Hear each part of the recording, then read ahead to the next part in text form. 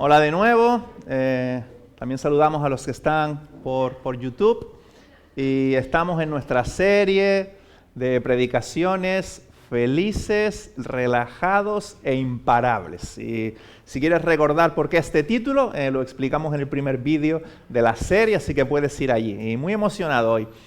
Vamos a hablar hoy del estilo de vida de aquellos que seguimos a Jesús. Y vamos a nuestro texto, ahí en Filipenses, así que acompáñame, vamos a estar yendo casi versículo por versículo, porque estoy seguro de que quieres saber qué dice Dios y no que digo yo solamente, así que vamos a estar ahí en la palabra del Señor, viendo qué quiere comunicarnos el Señor hoy a todos nosotros. Y vamos a leer en Filipenses 2, del versículo 12 al 18. Voy a leer en la NVI, como siempre.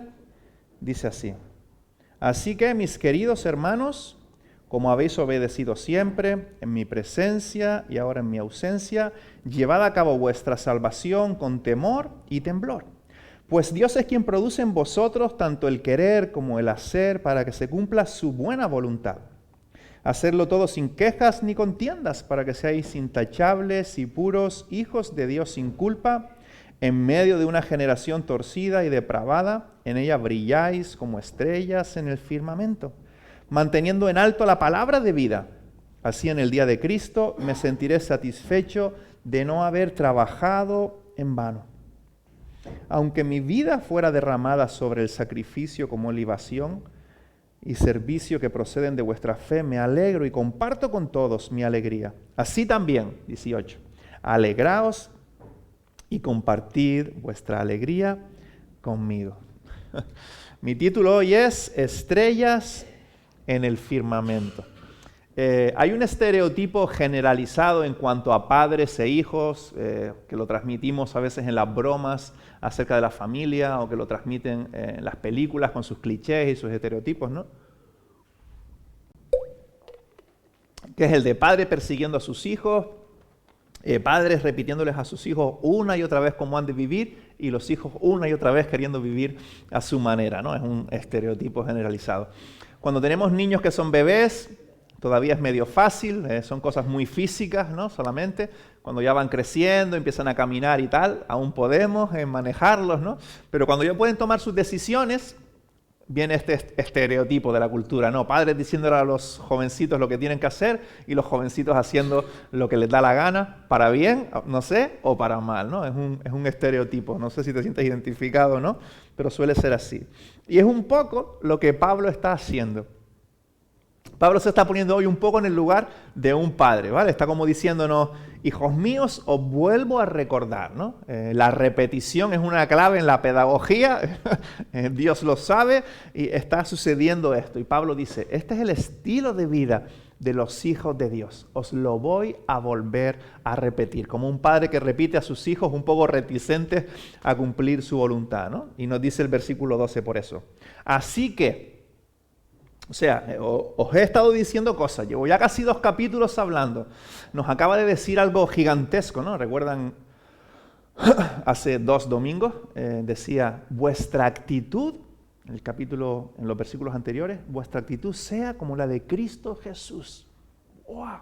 Y luego describe allí, ¿no? Un texto hermoso, ¿no? Quien siendo igual a Dios, no estimó el ser igual a Dios como cosa a que aferrarse, que se hizo siervo, se humilló y todas estas cosas, ¿no? Vino a servir, vino a amar, vino a darse por otros que no lo merecían, que no lo habían pedido, que merecían lo contrario, pero vino a demostrar lo que es el amor y la gracia. Vuestra actitud sea así. Y ahora dice: así que, ¿ves que está todavía ahí repitiendo conceptos con palabras diferentes? Y una frase tremenda, ¿no? Mis queridos hermanos, como habéis obedecido siempre. Mira esto, dime si esto no es de padre. Dice: no solo en mi presencia, sino mucho más ahora en mi ausencia. Cuando yo no esté, sigan portándose bien, ¿eh? Esto es de padre total, ¿no? Dice: en mi ausencia y en mi presencia, llevad a cabo vuestra salvación con temor y temblor. ¡Wow! Y no sé qué te sugiere este texto, pero es un buen ejemplo para hablar un poco, así un poco como entre paréntesis, del peligro de coger un texto a la ligera. Hablaba el otro día con Lidia y con Gala de una mala hermenéutica, de no tener unas mínimas reglas de cómo interpretar la Biblia, ¿no? Porque ¿de qué está hablando? Una de las reglas de las que hablábamos esta semana con Lidia en nuestras conversaciones de cara al bautismo, que para entender la Escritura, si quieres entender un verso, mínimo tienes que ver de qué ha estado hablando el autor y de qué sigue hablando. Mínimo has de preocuparte por ver qué quería decir el autor a los receptores originales. ¿Qué quería el autor que ellos entendiesen? Poner eso en contexto, en situación, en ocasión, para entender un poco el texto. ¿De qué ha estado hablando Pablo? ¿De qué hemos venido hablando? Hemos venido hablando de la unidad, de la importancia de imitar a Jesús. Hemos venido hablando de un diseño para la vida contracultural, de amarnos, de perdonarnos. Decía un texto súper bonito hace un par de semanas.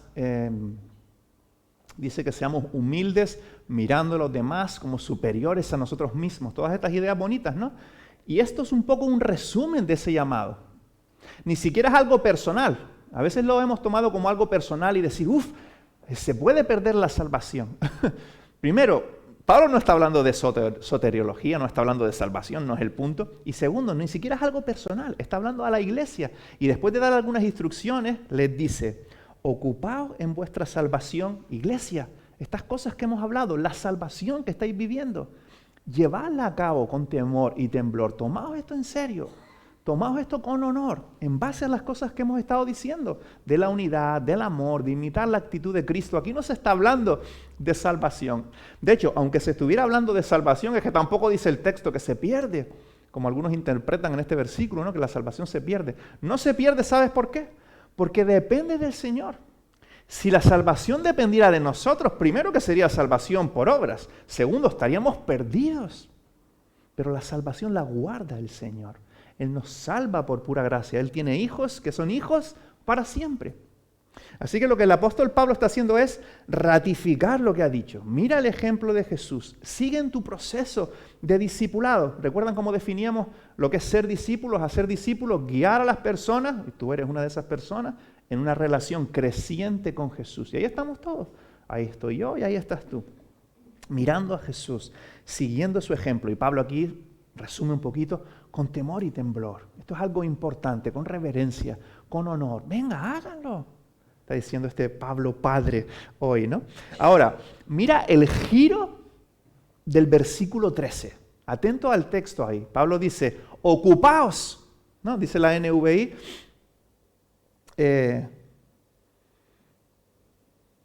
Llevad a cabo, o sea, háganlo, ocupaos. Y dice el versículo 13, mira el giro. Pues Dios es quien produce en vosotros tanto el querer como el hacer para que se cumpla su buena voluntad. Ahí mi primer punto, ocupaos, pero yo me ocupo. En el versículo 12 Pablo dice, hazlo, ocúpate. Y el versículo 13 dice, pero Dios lo hace, Él se ocupa.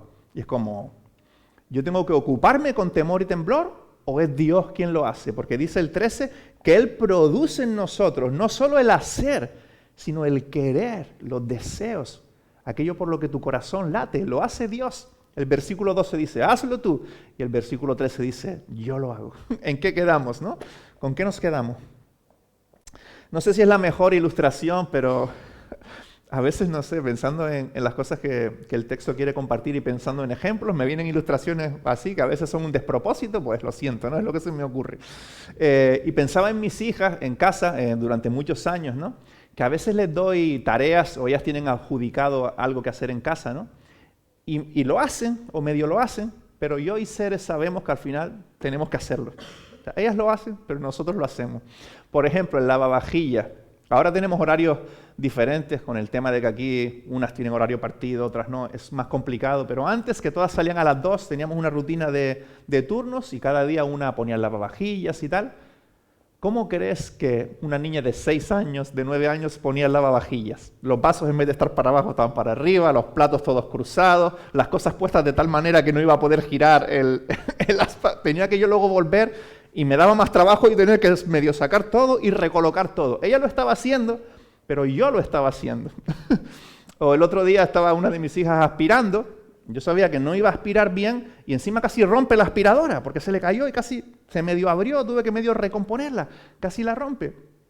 O alguna vez, típico cuando estás fregando el piso o lo que sea, que le das el cubo para que eche el agua en el baño y la echan la mitad por fuera y tú luego 5 minutos limpiando el baño. O sea, ellos se ocupan, pero tú te ocupas. Y no es un ejemplo perfecto, lo sé, pero es un poco lo que está pasando. Porque el versículo 12 dice, ocúpate en tu salvación con temor y temblor, pero ¿acaso creemos nosotros, simples hijos de Dios, que podemos sostener todo lo que la salvación es?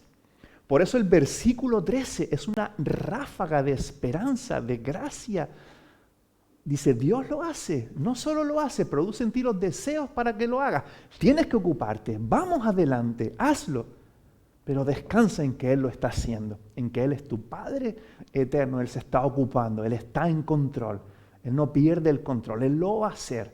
Incluso está trabajando con tus deseos para que desees las cosas que deseas, que debes desear. Entonces, ¿con qué nos quedamos?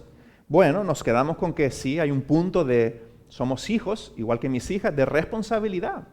De hecho, los que somos hijos de Dios voluntariamente. Dios no nos está con una correa diciendo, ocúpate, ¿no? Somos hijos porque deseamos seguirle y Él nos está diciendo, hazlo, ocúpate, hazlo bien, con temor y temblor, con mucho honor. Ocúpate en tu vida cristiana, dale importancia. Pero luego nos trae esperanza, nos dice, descansa en que yo lo hago. Si notas tu corazón ahí, muchos nudos, tus deseos ahí luchando, no sé si tú luchas, yo lucho con mis deseos, a veces deseando cosas que son pecados, literalmente, luchando con mis deseos y la culpa y tantas cosas que pasan, depende de tu pasado, de tu presente, de tantas cosas, pero nuestro corazón a veces es un lío. Entonces también el versículo nos dice, descansa, yo estoy trabajando con eso, estoy trabajando con tu corazón. Dios puede ocuparse de tus motivaciones, de tus deseos. Y el foco, una vez más, es Dios mismo. Otra vez el texto, en una dinámica diferente, nos recuerda que es Dios quien lo hace, que es por gracia, que por nosotros no podemos. A veces hacemos mucho énfasis en que la salvación es por gracia, venimos a Jesús por fe y Él nos perdona y nos salva, pero es que toda la vida es por gracia. La salvación, siendo toda la vida, es por gracia. Tú deseas que por gracia tus deseos sean cambiados, por gracia ser seducido una vez más, ser traído a la mesa una vez más. Es el Evangelio, lo que Jesús hizo en la cruz por ti, lo que le da sentido a todo lo que hace. Y esto nos ayuda, como vimos hace un par de semanas, a ser humildes. Cuando pensamos que estamos aportando algo, hemos llevado unos años siguiendo a Jesús, ya conozco algo, conozco las dinámicas de cómo funciona la Biblia, de cómo ejercer el liderazgo, lo que sea, parece que podemos sentir que somos algo, pero no. Una y otra vez el texto bíblico nos lleva a ser humildes, a reconocer que no podemos, aún siendo hijos de Dios, seguimos trayendo a la mesa nuestro pecado. ¿O soy yo solo? Porque yo sigo trayendo mi pecado, mi oscuridad, y cada vez soy un poco más consciente. Menos mal que también soy más consciente de la gracia de Dios, porque si no viviría muerto de miedo todo el tiempo. Pero descansamos en que es por gracia, en que Él está aún haciendo algo. Y eso hasta en medio de nuestras luchas nos da alegría y esperanza. Y eso es lo que quiere hacer parece una paradoja, ¿no? Hazlo, pero yo lo hago. Hazlo, pero yo lo hago. Funciona así. Así funciona, ¿no? Sigue creciendo en tu relación con Jesús, está diciendo el texto. Sigue adelante porque Él se ocupa. Él se ocupa. Y hablaba con alguien acerca de esto. El pecado es un tema tremendo, ¿no? Y cómo lidiar con él en la vida. Y hablaba esta semana con alguien acerca de esto. Y hay diferentes maneras de enfocar ¿cómo llamarlo? Parece que siempre utilizamos palabras de la guerra, la lucha, o no sé cómo lo llamamos. Siempre estamos en la guerra, ¿no? Pero cómo lidiar, ¿no? con la maldad. La Biblia lo llama pecado, la maldad, la oscuridad, aquello que nos hace daño, que nos destruye, que destruye nuestra familia, nuestro corazón, todo, ¿no? El pecado. ¿Cómo lidiamos con el pecado? Y hay dos dinámicas que se dan entre nosotros y que yo también tengo esas tendencias. Hay algunas, incluso iglesias, que tienen mucho estas tendencias, ¿no? Una es muy clásica, no hagas eso, no vayas a este sitio, no uses esta cosa, no comas aquello, no te reúnas con esa gente, no vayas a estas cosas o no vayas a estos lugares. Una percepción del pecado como si estuviera ahí afuera. Y te voy a dar una pista de dónde está el pecado. El pecado está aquí adentro. De hecho, esa es la dinámica que lleva a que se hayan hecho monasterios, personas queriendo huir del pecado, pero es que cuando tú huyes a un sitio con el pecado, es tu sombra, o sea, va contigo ahí al monasterio. Por eso en los monasterios pasan también las cosas que han pasado. Que el pecado está aquí, no es algo de lo que podemos huir. Entonces esa es una dinámica a veces en la iglesia, que pensamos que ya somos como super santos ahí, brillando en la luz del Señor. Posicionalmente estamos allí, pero en la realidad estamos en proceso. Y el pecado está con nosotros. Pero hay entonces una reacción ante el pecado de no vayas, no disfrutes de, no tomes, no toques. No, el pecado está aquí y aquí es donde hay que trabajar. Por eso Jesús vivió como cualquier persona de su tiempo y comió lo que comían otros, bebió lo que bebían otros, vestía como vestía la gente de su tiempo. La diferencia es que aquí no había pecado. En Jesús no había pecado. Aquí era la única diferencia. Por eso brillaba como brillaba. Y ayudaba como ayudaba a la gente, ¿no? Y otra dinámica es tirar de fuerza de voluntad, sobre todo aquellos que por cómo nos han criado, lo que sea, con autodisciplina, ¿no? De una forma rigurosa, tenemos autodeterminación y decimos, voy a exagerarlo un poco, ¿vale? Deseo ese pecado con todo mi corazón, quiero hacerlo, pero no lo voy a hacer. Y no lo voy a hacer, aunque lo deseo con todo mi corazón, pero no lo voy a hacer. Y luchas de una forma muy legalista, muy con autodeterminación, de no hacer lo que deseas hacer. ¿Y cuál es el punto de la lucha con el pecado? Que está un poco en este juego, en esta paradoja de estos dos primeros versículos. Que Dios quiere cambiar tus deseos, versículo 13, para que desees menos el pecado y desees más a Dios. Para que veas que Él vale más la pena y que entonces no te dé tanta pena decir al pecado, vete por ahí. Voy a ensuciar yo mi vida, mi mente, mi corazón con esto cuando tengo un Dios del que disfrutar, que ha diseñado la vida de una manera para que puedas disfrutarla. Y eso es la vida de fe. A veces es tan claro que se hace un poco más fácil decir que no al pecado, porque estás experimentando que Jesús es mejor, su diseño es mejor, la serpiente es mentirosa, Jesús es mejor. A veces todavía, no sé si soy yo solo, deseamos un poco el pecado, pero ya has caminado un poco y dices, por la fe quiero hacer esto, pero creo que tú tienes algo mejor y experimentas que Él tiene algo mejor. A veces necesitamos como el pecado, a veces es como las drogas, ¿no? Te da como un chute de dopamina, luego viene una oscuridad otra vez y un bache, pero a veces quieres ese chute de dopamina, te da igual, ¿no? Sabes que está mal, sabes que luego te vas a sentir mal, pero estás débil y ¡plá!, te tiras ahí. Y la vida de fe es aprender a, cuando estás débil, en vez de tirarte ahí, ir a Jesús. Eso es la vida de fe, volver a creer que Él es más. Por eso es una vida de fe, volver a creer que Él tiene lo mejor. Así se lucha contra el pecado. Esa es la dinámica correcta que está en el texto. Vale, segunda idea en el texto, vive en tu identidad. Pablo vuelve a ponerse en plan padre, mira el versículo 14 y dime si no es verdad. Hacedlo todo sin quejas ni contiendas. No, esto lo dicen los padres todo el rato. Dejen de quejarse ya y de pelearse, por favor. Pórtense bien, que son hermanos. ¿No? Es lo que está haciendo Pablo. ¿Y la iglesia qué somos? Somos hermanos. Y el apóstol nos está diciendo, versículo 14, hacedlo todo sin quejas ni contiendas. Pórtense bien, hombre. Que son hermanos, caminen juntos. Además, la queja, y lo sabrás, no hay que estar en una iglesia para hablar de esto, la queja te mata por dentro, es un veneno. Lo he dicho otras veces, ¿no? Una terapia súper típica que los psicólogos dan a sus pacientes es, coge un papel y pon cada día allí 5 cosas por las que estás agradecido. Eso es una terapia, le tienes que pagar 50 euros al psicólogo cada vez que vas para que te diga cosas como esa. Otras cosas hacen falta, ¿eh? No estoy diciendo... Son los estereotipos otra vez y los extremos. Pero es una terapia típica. Por eso el apóstol está diciendo, no solamente porque es un padre como huraño, que no se quejen más. No, es que la queja nos contamina. Son raíces que te destruyen. Ser agradecidos con la vida, con lo que tienes, te permite disfrutar de la vida. Por eso hay personas pobres que están fatal y se pueden llegar a quitarse la vida, o personas con todos los recursos del mundo que sabemos, porque salen en las noticias, que se quitan la vida, porque no depende de eso, depende de algo que sucede aquí, del contentamiento. La queja hacia tus hijos, como son estos niños, hacia tu pareja, el lugar donde vives, las propiedades que tienes, lo que sea, el tener una actitud de queja constante hacia personas y cosas, te envenena. Así que cambia eso, por favor. Está diciendo el apóstol, hacedlo todo sin quejas ni contiendas, por favor, que sois hermanos. Así que revisemos, ¿no?, por nuestro bien ese espíritu, porque creo que en la iglesia pasa. Creo que en la iglesia pasa a veces que hay quejas y hay conflictos en menor o en mayor medida. Y luego Pablo, como decía antes, en la mesa de Jesús, mezcla en el versículo 15, estamos ahí en el texto, paseando por el texto, como ven, queriendo traer esas verdades a nuestro corazón. Versículo 15, esta idea de vive tu identidad, ¿no? Y mezcla ahí el proceso, porque se dan dos cosas en la vida cristiana. Por un lado, Dios nos dice que somos ya sus hijos, que Él en Jesús nos ve santos, perfectos. Por eso si en algún momento te vas de este mundo, vas a estar con Él, porque posicionalmente estás allí.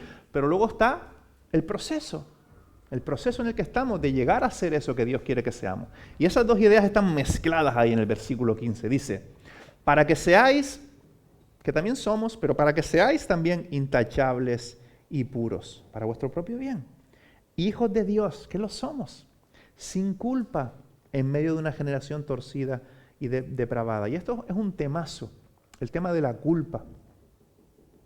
Puede ser por cosas muy pequeñitas en algún momento de tu vida que vas arrastrando culpa, y lo vuelvo a repetir porque te quiero, o pueden ser cosas grandes, algo que hiciste que en la cultura se ve como algo atroz, ¿no?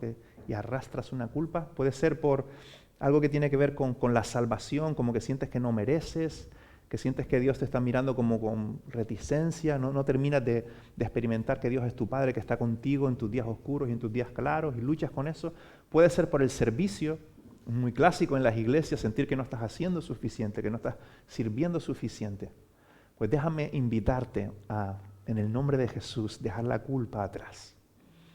Porque somos de Él por pura gracia. Somos, dice el texto, hijos de Dios. Míralo, sin culpa en medio de una generación oscura. Así que deja la culpa atrás. Deja estas mentiras del enemigo de tu corazón, o te falta verdad de la Biblia para entender que Dios te ama. Si eres su hijo, que está contigo a todas, si eres su hijo.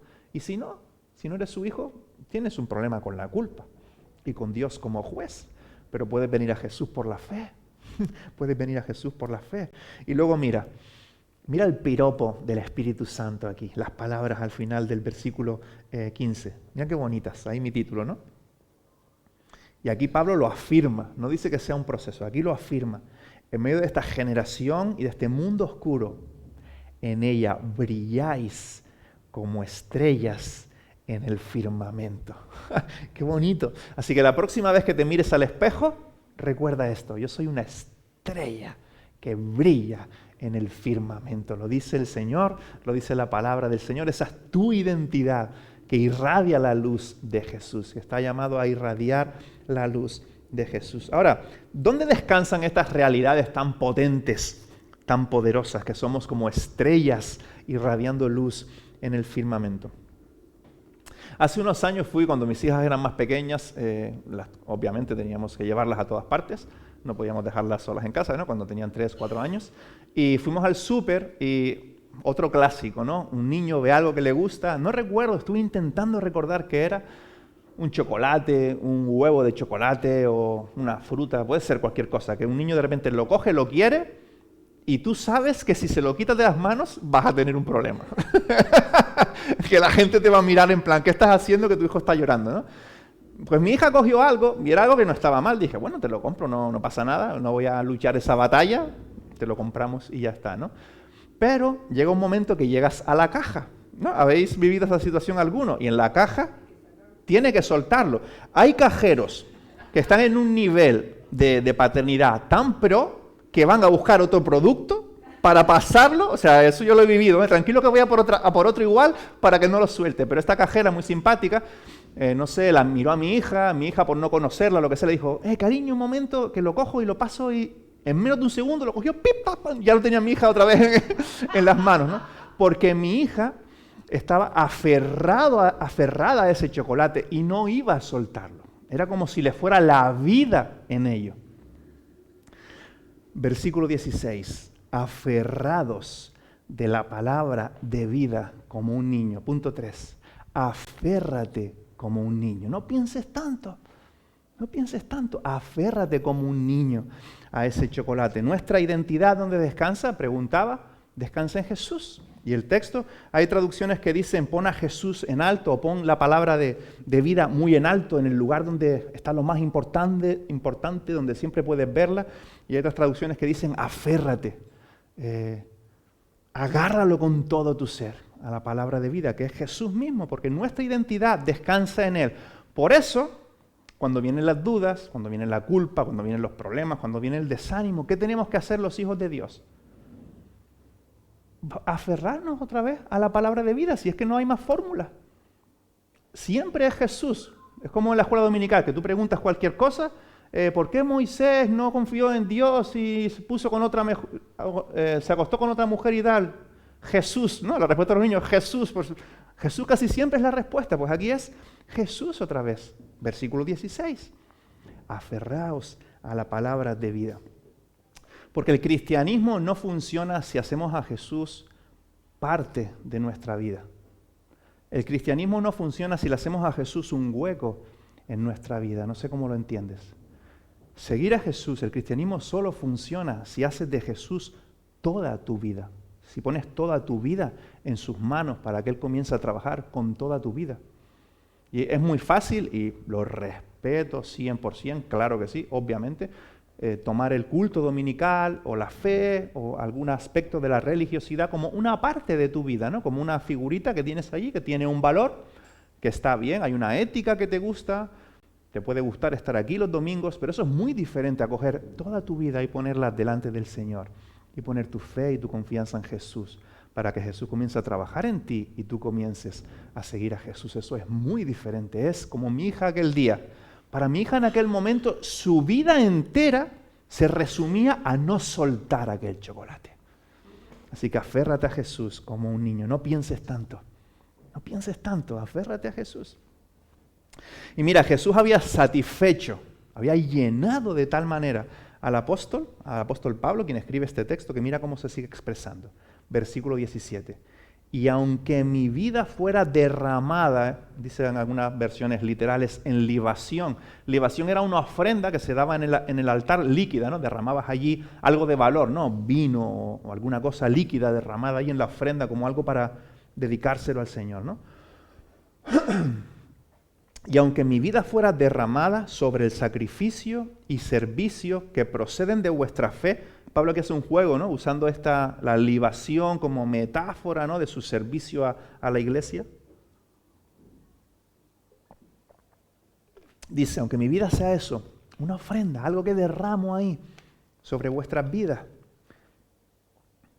sobre el sacrificio y servicio que proceden de vuestra fe, dice, me alegro y comparto con todos vosotros mi alegría. Ahora Pablo de repente hace un pequeño giro y quiere ilustrar el regalo que es entregar nuestras vidas para servir a otros, porque cuando nos estamos aferrando a Jesús, tendemos a ser como Jesús. Y Jesús sirvió, Jesús se sacrificó, y Pablo está diciendo eso. Aunque mi vida fuera derramada, fuera una libación, que parece que no tiene valor, algo que tiene valor, que se derrama ahí en honor a algo, estaré contento. Dice, me alegro y comparto con todos mi alegría. Esto es un desafío. La idea del servicio, la idea del sacrificio. Quiero que lo veas porque es bonito, rápidamente en Números 28, la idea de la libación, del sacrificio al que Pablo hace alusión. Números 28. Dice el versículo 7. Con cada cordero ofrecerás 1 litro de vino como ofrenda de libación. Y dice ahora, mira, número 28:7, la cual derramarás en el santuario en honor del Señor. El único propósito era derramar algo que tenía un valor allí, que podías haberlo disfrutado, pero lo sacrificabas allí en honor del Señor. Señor, este vino, estas copas, para ti, te queremos. Y a veces nuestra vida es así, el servicio es así. Y a veces, no sé si es tu caso, puede ser desanimante, ¿no? Que haces muchas cosas, sientes que estás entregando mucho, porque muchos de vosotros lo hacéis. Y sientes que no hay un fruto, o sientes que no hay agradecimiento, porque eso va a suceder en la iglesia. Pues recuerda este versículo, lo hago como estoy derramando aquí mi tiempo, mi esfuerzo, mi talento, lo que sea, para ti, Señor. No hay mucho agradecimiento, no veo mucho fruto, encima mira que él encima se va y se me enfada, yo no sé. Para ti, Señor. Y encuentra tu alegría en eso, porque Pablo dice, me alegro porque sé a quien sirvo, sé en quienes estoy derramando mi vida y comparto con todos vosotros mi alegría. Así que examinemos también eso en nosotros, cómo estamos sacrificándonos y sirviendo a los demás en honor del Señor solamente. Aunque solo lo vea Él, quizás vale la pena. Y Pablo termina la sección animándonos a eso mismo, porque es difícil, muchas veces no apetece, a mí el primero, entregarte por otros, esforzarte por otros. Nuestra vida también de tantas comodidades nos invita, ¿no?, a servir a otros. Muchas veces yo tengo en casa algunos libros que me encanta leer, novelas de ficción o lo que sea, digo, preferiría perderme en las historias de ese libro que estar quedando con una persona o lo que sea, ¿verdad? Pero vamos, ¿no? Vamos. Y estos dos ejemplos nos animan a eso, nos animan a veces es duro, a veces no nos apetece. Dos ejemplos de Jesús en lo alto. Hay una pequeña errata ahí. Dos ejemplos de Jesús en lo alto. Son dos ejemplos que no están por casualidad ahí, Timoteo y Epafrodito, para estimularnos a que vale la pena servir al Señor, aunque a veces es difícil. Y vamos a terminar básicamente leyendo los dos ejemplos, ¿vale? Ahí en Filipenses 2, donde estábamos, terminamos antes de leer en el 18, pues a continuación están estos dos ejemplos.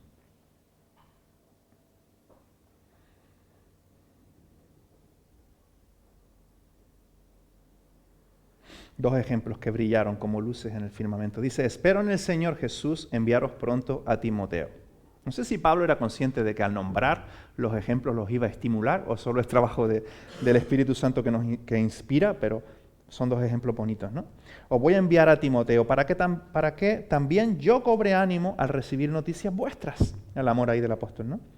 Nadie como él se preocupa de veras por vuestro bienestar, pues todos los demás buscan sus propios intereses y no los de Jesucristo. Entonces, mira un poco ahí de cómo se juega con la interpretación bíblica, ¿no?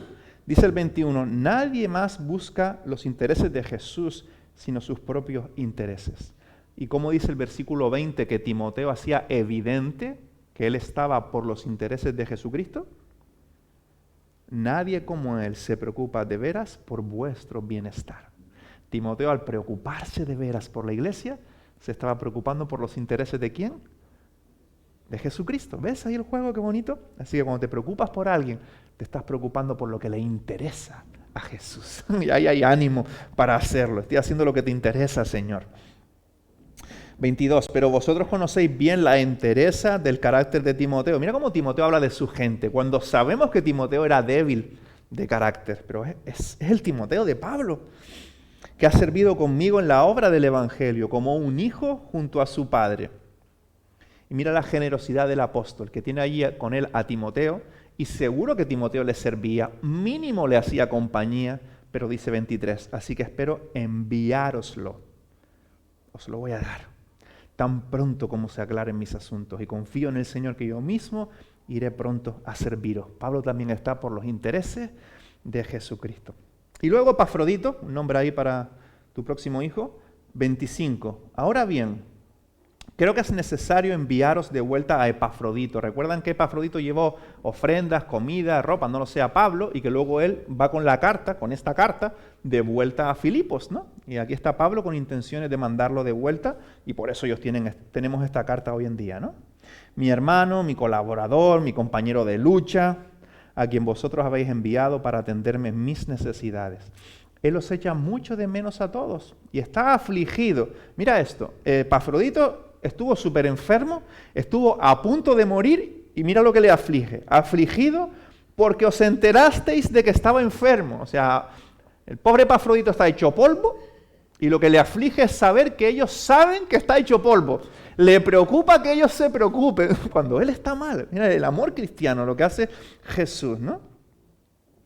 27. En efecto estuvo enfermo y al borde de la muerte, pero Dios se compadeció de él, y no solo de él, sino también de mí. También Pablo expresa lo mismo, ¿no? Para no añadir tristeza a mi tristeza. Imagina, ¿no? Que va alguien a llevarte una ofrenda y el pobre va y se muere, ¿no?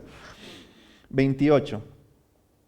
Así que lo envío urgentemente para que al verlo de nuevo os alegréis. El concepto de la alegría, una y otra vez repetido. El versículo 18 decía, después de Pablo expresar su alegría en el servicio, así también alegraos y compartid vuestra alegría conmigo. Hay alegría en el camino de Jesús. Y ahí está otra vez repetido, ¿no?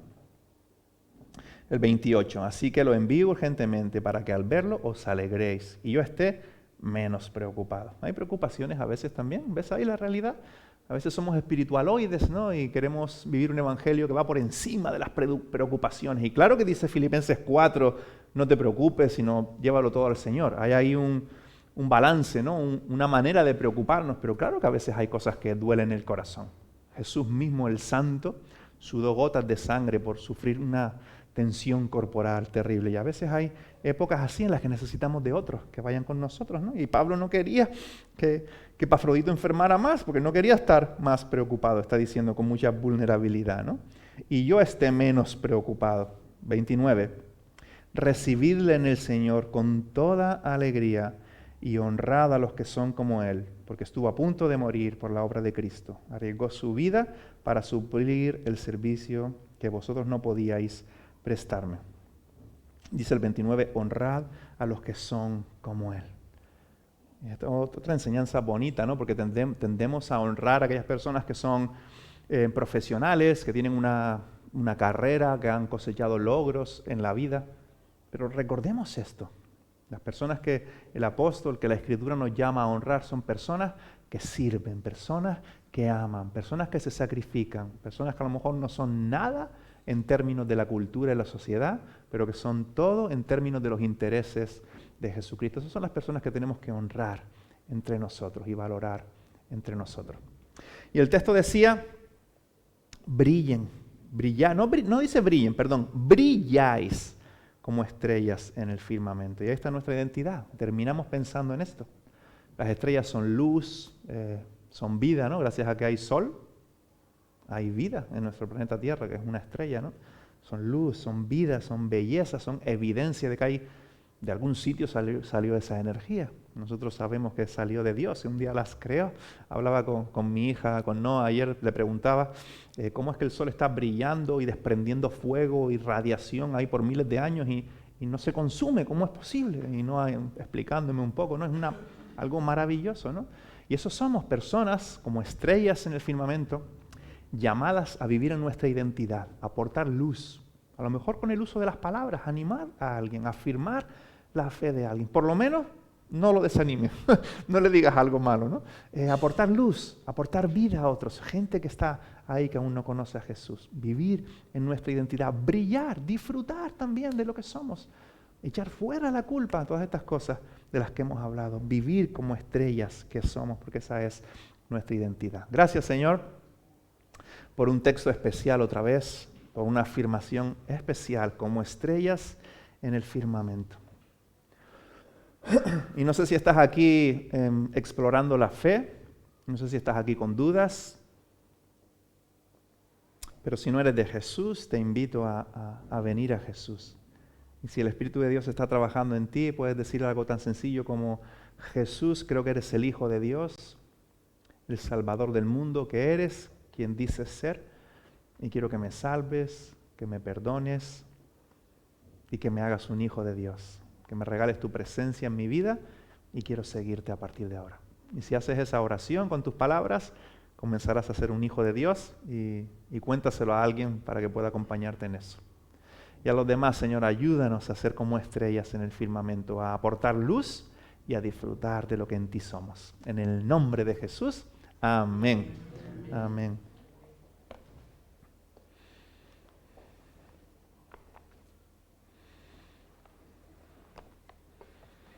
Bien, pues nos ponemos de pie para cambiar un poco y vamos a terminar.